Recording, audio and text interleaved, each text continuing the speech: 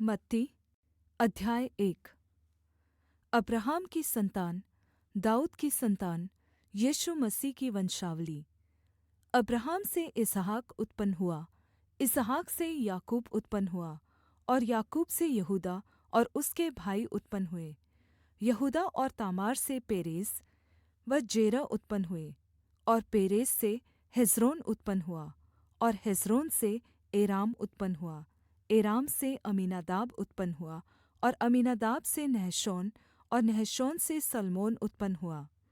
सल्मोन और राहाब से बोआज उत्पन्न हुआ, और बोआज और रूत से ओबेद उत्पन्न हुआ, और ओबेद से यिशै उत्पन्न हुआ, और यिशै से दाऊद राजा उत्पन्न हुआ, और दाऊद से सुलैमान उस स्त्री से उत्पन्न हुआ जो पहले ऊरिय्याह की पत्नी थी।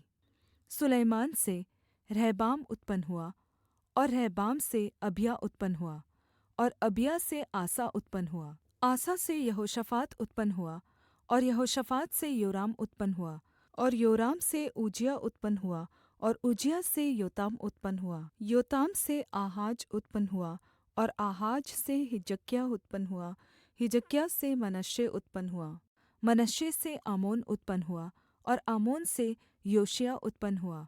और बन्दी होकर बाबेल जाने के समय में योशिय्याह से यकुन्याह और उसके भाई उत्पन्न हुए। बन्दी होकर बाबेल पहुँचाए जाने के बाद यकुन्याह से शालतीएल उत्पन्न हुआ, और शालतीएल से जरुब्बाबेल उत्पन्न हुआ। जरुब्बाबेल से अबीहूद उत्पन्न हुआ। अबीहूद से एलयाकीम उत्पन्न हुआ, और एलयाकीम से अजोर उत्पन्न हुआ। अजोर से सादोक उत्पन्न हुआ। सादोक से अखिम उत्पन्न हुआ, और अखिम से एलीहूद उत्पन्न हुआ। एलीहूद से एलियाजार उत्पन्न हुआ। एलियाजार से मत्तान उत्पन्न हुआ, और मत्तान से याकूब उत्पन्न हुआ। याकूब से यूसुफ उत्पन्न हुआ जो मरियम का पति था, और मरियम से यीशु उत्पन्न हुआ जो मसीह कहलाता है। अब्राहम से दाऊद तक सब 14 पीढ़ी हुई, और दाऊद से बाबेल को बन्दी होकर पहुँचाए जाने तक 14 पीढ़ी, और बन्दी होकर बाबेल को पहुँचाए जाने के समय से लेकर मसीह तक 14 पीढ़ी हुई। अब यीशु मसीह का जन्म इस प्रकार से हुआ कि जब उसकी माता मरियम की मंगनी यूसुफ के साथ हो गई, तो उनके इकट्ठे होने के पहले से वह पवित्र आत्मा की ओर से गर्भवती पाई गई। अतः उसके पति यूसुफ ने, जो धर्मी था और उसे बदनाम करना नहीं चाहता था, उसे चुपके से त्याग देने की मनसा की। जब वह इन बातों की सोच ही में था, तो परमेश्वर का स्वर्गदूत उसे स्वप्न में दिखाई देकर कहने लगा, हे यूसुफ, दाऊद की संतान, तू अपनी पत्नी मरियम को अपने यहाँ ले आने से मत डर, क्योंकि जो उसके गर्भ में है वह पवित्र आत्मा की ओर से है। वह पुत्र जनेगी, और तू उसका नाम यीशु रखना, क्योंकि वह अपने लोगों का उनके पापों से उद्धार करेगा। यह सब कुछ इसलिए हुआ कि जो वचन प्रभु ने भविष्यद्वक्ता के द्वारा कहा था वह पूरा हो। देखो, एक कुँवारी गर्भवती होगी और एक पुत्र जनेगी, और उसका नाम इम्मानुएल रखा जाएगा, जिसका अर्थ है परमेश्वर हमारे साथ।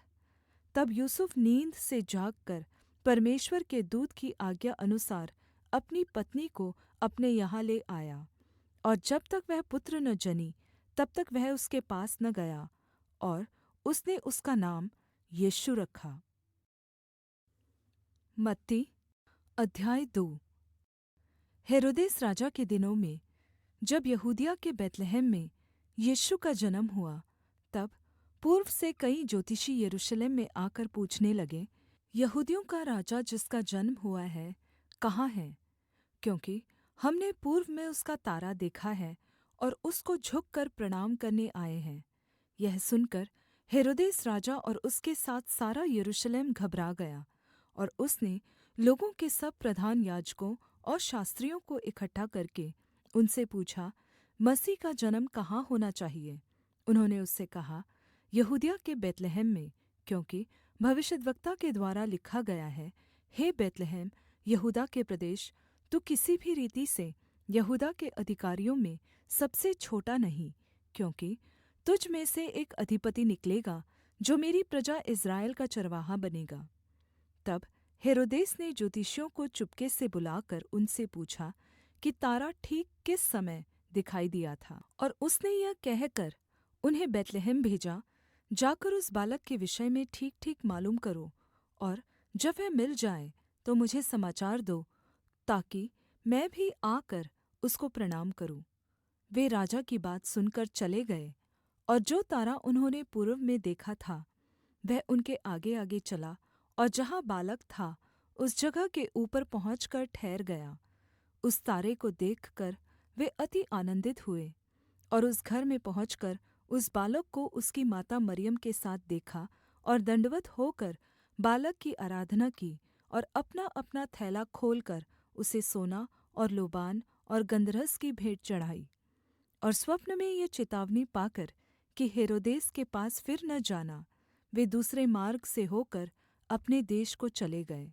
उनके चले जाने के बाद परमेश्वर के एक दूत ने स्वप्न में प्रकट होकर यूसुफ से कहा, उठ, उस बालक को और उसकी माता को लेकर मिस्र देश को भाग जा, और जब तक मैं तुझ से न कहूँ तब तक वहीं रहना, क्योंकि हेरोदेस इस बालक को ढूँढ़ने पर है कि इसे मरवा डाले। तब वह रात ही को उठकर बालक और उसकी माता को लेकर मिस्र को चल दिया, और हेरोदेस के मरने तक वहीं रहा, इसलिए कि वह वचन जो प्रभु ने भविष्यद्वक्ता के द्वारा कहा था पूरा हो, मैंने अपने पुत्र को मिस्र से बुलाया।